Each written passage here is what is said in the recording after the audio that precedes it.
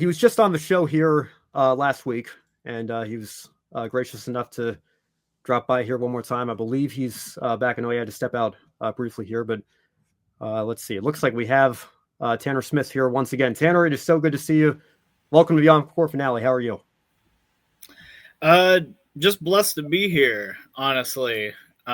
Always good to be here on a Motor Monday, crack open a nice refreshing can of Baja There you Blast go. Zero, and just hang out with you fellas. So, like I said, just a pleasure to be here. And yeah, I know my appearances have been more new to the program, but hopefully I've still made an impact. Absolutely have. Yeah, been crucial to these last several months. The GOAT Tanner Smith from Pitbox Press. Thank you, Alex. All right. But yeah, it has been great to be part of this program, especially as someone that used to catch the clips pretty frequently. Kind of going a bit from a spectator to part of the program. It's pretty cool. But yeah, I've definitely had a lot of, time on Motor Mondays logged before ever stepping foot into Grid Network, virtually speaking. And it's just been nothing but a pleasure working with you guys, actually being part of the program. So one thing I would like to do is clarify the earlier comment that you quoted me on. So let me just say ahead of time, folks, I was actually just doing a little bit of a bit. I wasn't even trying to make a comparison to NASCAR, but now that Ben's linked us to it, I actually think it's pretty apt. I was just saying, compared to a record and a 45, they really were a compact disc CD.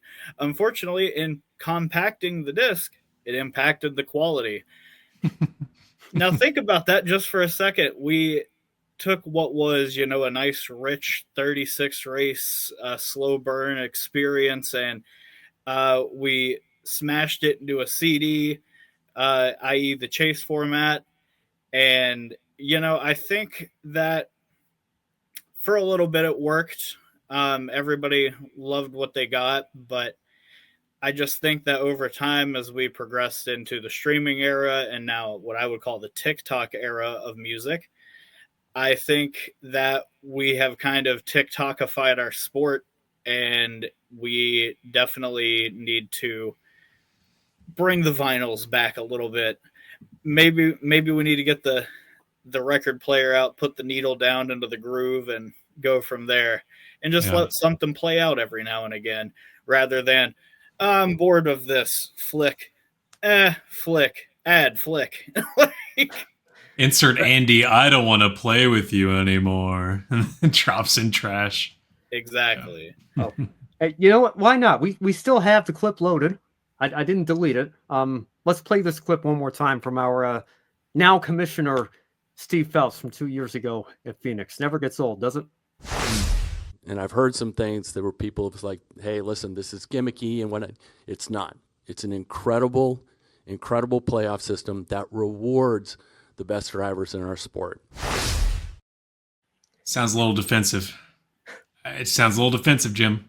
Well, hold on, Brandon. Let's. I want to go back to Tanner here on this one, because I'm thinking back. Well, I don't think it was your first appearance on the show was filling in for Brandon. I think your first appearance with both of us was after Phoenix, was the finish in the Almirola controversy, and another quote that we referenced and talked about that day amidst the ongoing lawsuit and everything. In light of what you just said, would you say that maybe, much like Commissioner Adam Silver said about the NBA, they've tried to turn NASCAR into a highlight sport? Oh, absolutely. I mean, think about every NASCAR highlight package you see that isn't tethered explicitly to like a close finish, right? It's usually a massive accident. And when did that massive accident usually come into play? Apparently, in the last 21 years of NASCAR Cup Series competition, actually, I believe it'd be 22 because we started overtime at some point in 2004. We have had 178 races end in some form of an overtime finish, which averages out to about 1 in 4.5 races. So 2 in every 9 races, we get overtime. And obviously we expanded overtime in, I believe, at the start of the 2010 season to be either infinite or 3, and then at some nebulous point. Yeah. Overtime line. And then at some point we went to unlimited. Then we had the overtime line for 2017, which never made any sense. Then again, in hindsight, maybe we just didn't like it because it wasn't committing enough to overtime. Like we had that infinite overtime at Indianapolis that year that I think effectively killed it. Yeah. Because the track is just so large, it's impossible to get to that point on the track. And there's no lights. Oh, well, yeah, it would have ended eventually. But imagine if it did have lights. God, that would have been nauseating. We would have been going until Jimmy Johnson got back out and blew his motor again. Yeah. Or until his Hendrick teammate Casey Kane blew his motor, and then he wouldn't have had his great send-off last victory in that 5-car. Indeed, and now he's rumored to be coming back in a NASCAR Craftsman truck to hopefully continue his dominant 6-race streak that he has, where he's finished first 5 times and second once. Yeah, we'll wait and see. Obviously, a lot of rumors going on in that colleague camp as to who's going to be in that all-star truck, if you will. But the reason I bring Commissioner Phelps and Commissioner Silver up is in light of those comparisons. I thought we throw it back to our first time on the air with all 3 of us here, and again, one of my favorite conversations from the last year. Take a listen. If you guys don't mind, I want to start out here because I just thought this was the most hilarious, ironic quote that I've seen in our sport in a really long time. As you all know, obviously there's a lawsuit and a counter lawsuit now going on between NASCAR and 2311 Racing and Front Row Motorsports as well over the charter agreement. And we got a quote this week, and I want to make sure I get this title right here. This is an article from the Associated Press. If I remember after the show, I'll put a link in the description or a pinned comment or whatever. This is NASCAR attorney Christopher Yates, and I'll start quoting the article verbatim here, went so far as to tell the Associated Press that Curtis Polk, who in addition to being Michael Jordan's business manager, is a co-owner of 2311, along with 3-time Daytona 500 winner Denny Hamlin, does not understand the NASCAR business model. And it goes on, and there's this quote that says, "I don't think Mr. Polk really understands the sport," Yates told the AP. "I think he came into it, and his view is that it should be much more like the NBA or other league sports. But it's not. No motorsport is like that. He's done a lot of things that might work in the NBA or might be okay in the NBA, but are just not appropriate in NASCAR." And, of course, I couldn't help but think back to the last 21, 22 years of NASCAR history and certain things that have been introduced into our sport. We decided that when Matt Kenseth clinched the championship by simply taking the green flag at Homestead, despite winning only 1 race in 2003, that we wanted to spice things up a little bit in the postseason, so to speak, for NASCAR. And so we instituted the chase for the NASCAR Nextel Cup, which has since been renamed the playoffs. We just got done talking about how fans don't like when races end under caution, so we're going to extend the race to give fans a green, white, checkered finish, which we have since renamed overtime. We have also, in recent years, instituted stage racing that resembles periods or quarters or dividing the race up into segments. If you want an extreme example of that, we add a 4th stage at the Coca-Cola 600 and literally divide the race up into quarters. And what's coming later this year when Prime and Turner take over the inaugural in-season tournament? Gee, I wonder where they got that idea from. What do all these things have in common, ladies and gentlemen? These are things that the NBA does that, in my view, don't really belong in motorsport, but NASCAR has decided to institute them over the last couple of decades nonetheless. People saying the in-season tournament's the straw that broke the camel's back. The straw that broke the camel's back for me happened years ago. So at this point, have your goofy little $1 million in-season tournament. I don't really care.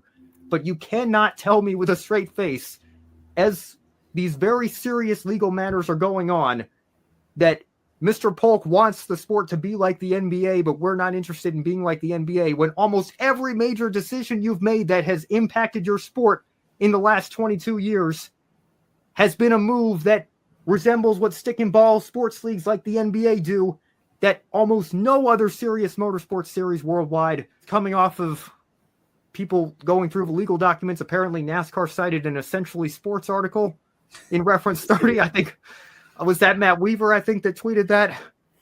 I just don't know how we're supposed to take NASCAR's side of this lawsuit seriously when that comes out, and when a quote like this comes out, when all the evidence suggests that you have been trying to emulate the NBA. Like, imagine this for a second. 5 years ago, saying that Jeff Gordon, Fox Sports presenter and partial team owner of Hendrick Motorsports, and one of the greatest that's ever raced in the sport, is a member of an illegal cartel. Like, imagine saying that to somebody 5 years ago and seeing what their reaction would be. It would be hysterical. They'd just be crying on the floor. So, yeah, it's definitely pretty rich for NASCAR to be like, but no, you're the one doing antitrust. You're the one doing antitrust, actually, by organizing with the team owners like you've done even before 2311 even got here. Memories. And it's only gotten worse for them since then. Like, can you believe that? Like, we've gone this far. What's that been, like 8 months since that clip? I believe. And they've continued to dig the hole. Like, I can't believe it. They literally defined the market in their counterclaim and then tried to argue that was not, in fact, the relevant market.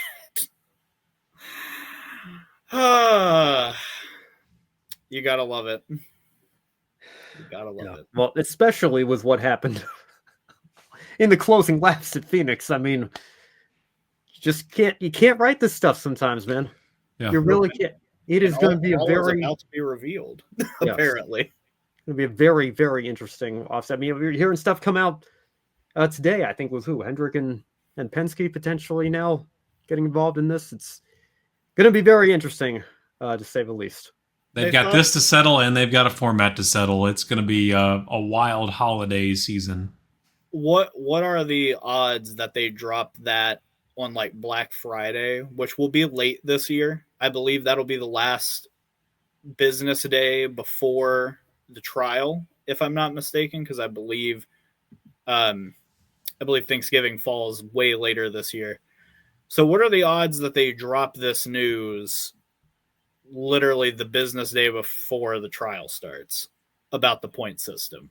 That would be strategic. Some would say that this sounds exactly like what they're going to do.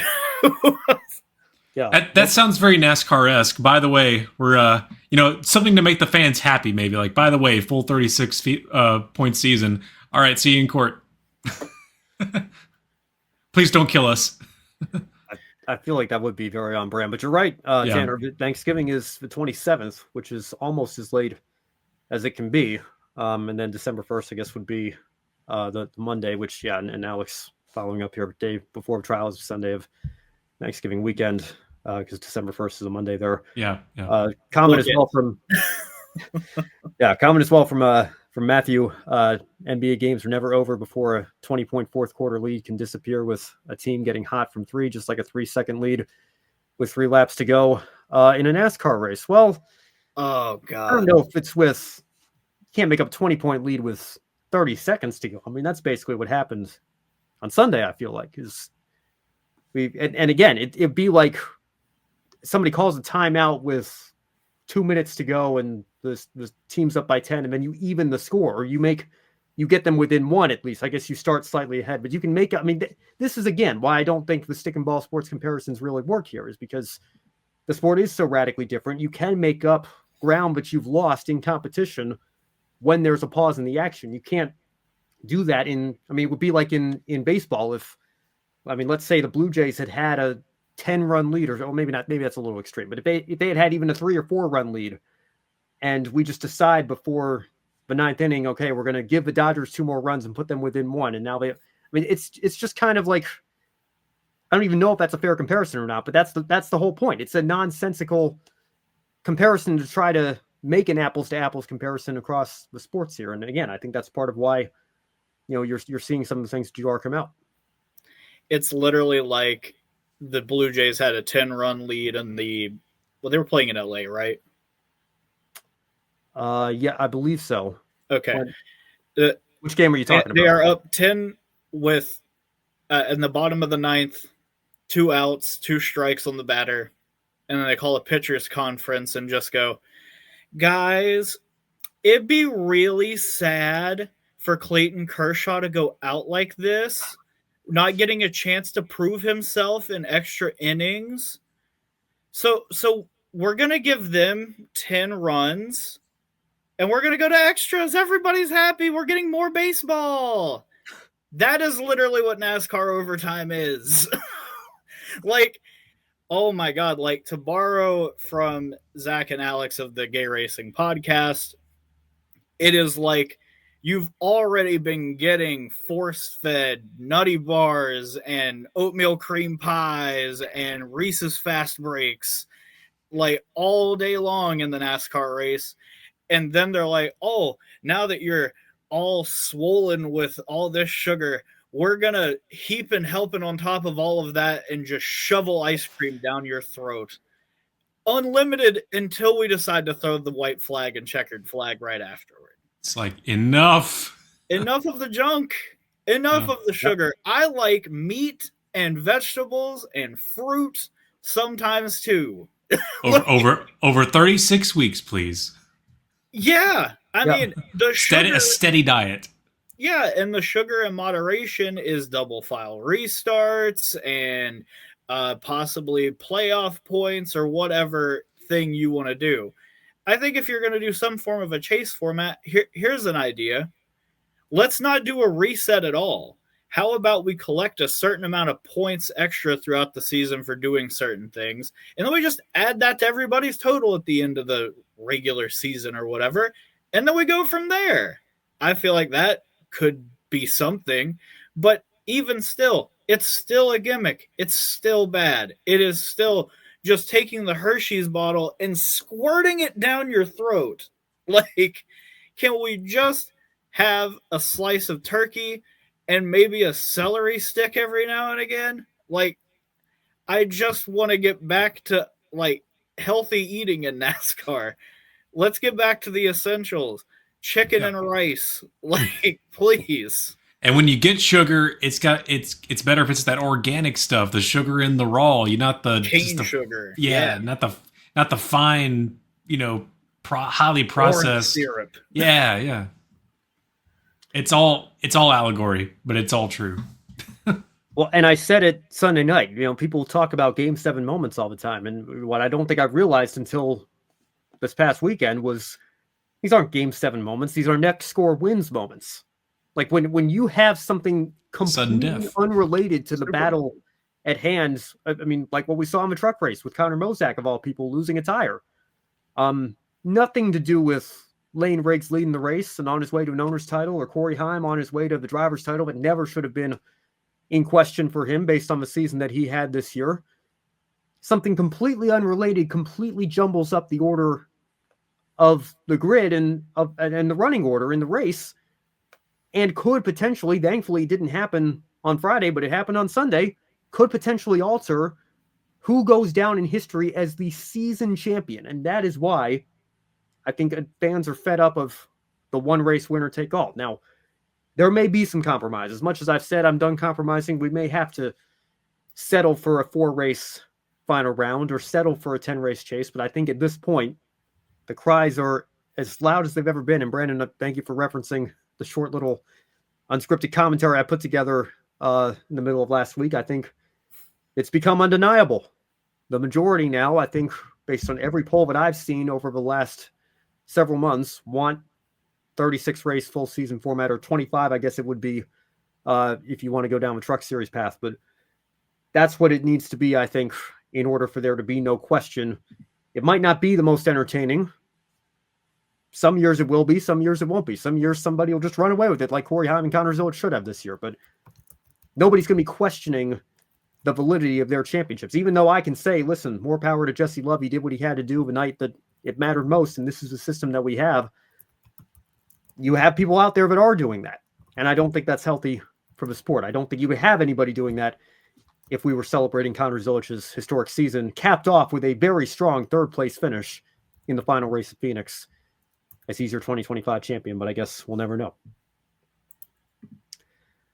All right. Well, before we move on here, Tanner, just one final thing before we let you go for tonight. I know you haven't been with us as long as Matthew Bro and Joshua Birch have just joined the team at the start of this year, but I know you are excited to continue building on what this outlet is trying to do in the future. I don't believe we are even close to ready to announce anything yet regarding what the future of this time slot might hold. But what I guess before we get into that, what are some of your favorite memories from the last year, and what are you looking forward to as you look ahead to your time with this outlet in 2026 and beyond? Yeah. Are we talking about favorite moments overall or with Grid specifically? I guess start with Grid specifically, but if you have favorite moments from the past year, we can get into that too. I mean, obviously the NBA discussion that we clipped here not too long ago is definitely up there. Obviously, in my first few weeks here at Grid, it was nice to kind of feel like I belonged not too long from joining. On top of that, doing the day of racing, Motorsports Christmas, which will look a little different next year.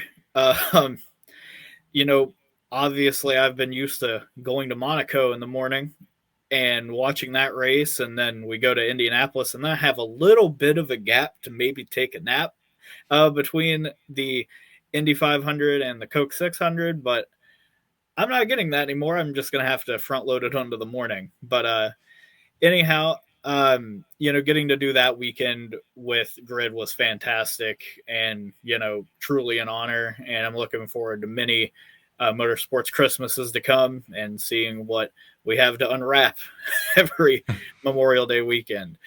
On top of that, I would say my favorite personal moment from the year was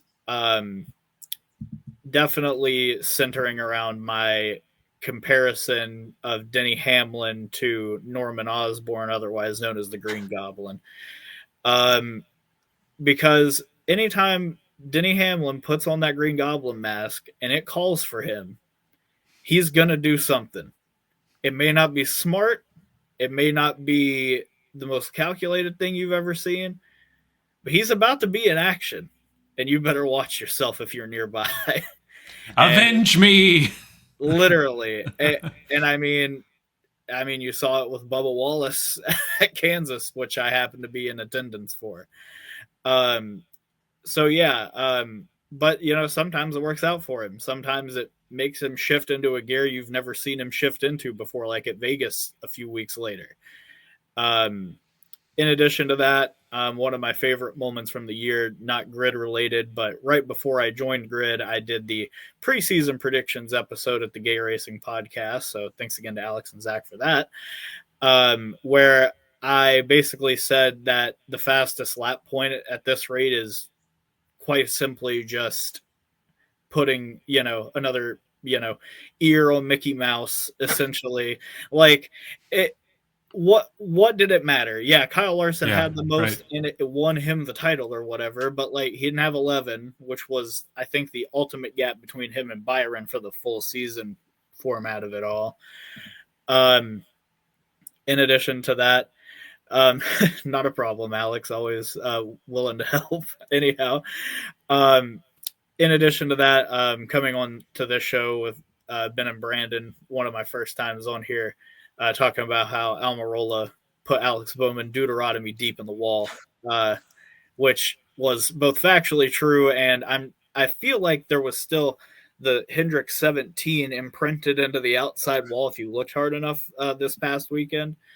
But yeah, anyhow, those are probably some of my favorites from the year. Outside of that, being right about Bubba Wallace winning the Brickyard 400 and having 9 winners on the year picked out for pick a winner in NASCAR Cup Series. Pretty good record. Won every 4 races. Had a streak of 4 in a row, and I think I went like I think it was like 6 and 10 races there in the middle of the summer for genuinely no reason. Thank you, SVG. So, yeah, those would be my highlights of the year, I'd say. Yeah, man, I'm kind of ashamed to say I kind of fell away from pick a winner this year. I think I was on pre-race a couple of times or grid tonight a couple of times and picked up a few points along the way. But man, me and fantasy sports is just it's been a struggle for me to get into the last several years because I still remember I got really into fantasy football in the mid 2010s and then remember being at my cousin's house on Thanksgiving Day. The Eagles were playing the Lions and I had Calvin Johnson on my fantasy team and the Lions just killed the Eagles and Calvin Johnson caught like 3 touchdown passes that day. And I found myself cheering for Detroit every time my Eagles got scored on. And I was like, okay, yeah, I can't reconcile these two here. It doesn't feel quite right here. But obviously when you're only picking one race winner out of the bunch, sometimes I guess maybe there's not as many implications going on all throughout the league or anything like that. But that's just one example there. Well, Tanner, man, like I said, thank you so much for hopping on here once again tonight. And like I said, I know I won't be a stranger. I'm sure I'll be stopping by here soon enough. And again, no, we're not quite ready to announce anything just yet, but I have full confidence that you guys are going to continue to do it, kill it, whatever you guys are doing next year. Really appreciate everything that you've contributed to this show and to the other shows as well. And if you want to hold that up one more time, I don't think we got a close enough look at that there, but your Woody Page whiteboard, I guess, is back there. Indeed. The glare is kind of bad on the ring light, but it says, even every encore meets its end. From fan of the program to part of the program, thank you. And then 2 hearts for both, 1 for Ben and 1 for Brandon. Thank you. We appreciate that, man. And yeah, like I said, we'll be in touch. And I gotta get you on my show as well, man, because we've had plenty of chances to talk about the issues of the week on this show, but we'd love to get to continue to know you a little bit better and hang out with you in 2026 and beyond and not be a stranger, like I said. So we'll look forward to that. But in the meantime, we'll let you go for the evening here. But thanks again, and we'll talk to you soon. Yep. And like I said, it was a pleasure working with you guys. And for those of you tuning in, you might need to get used to this face on Monday. That's right. We'll see. All right, man. Have a good one. We appreciate it. Thank you, Tanner. Bye, y'all.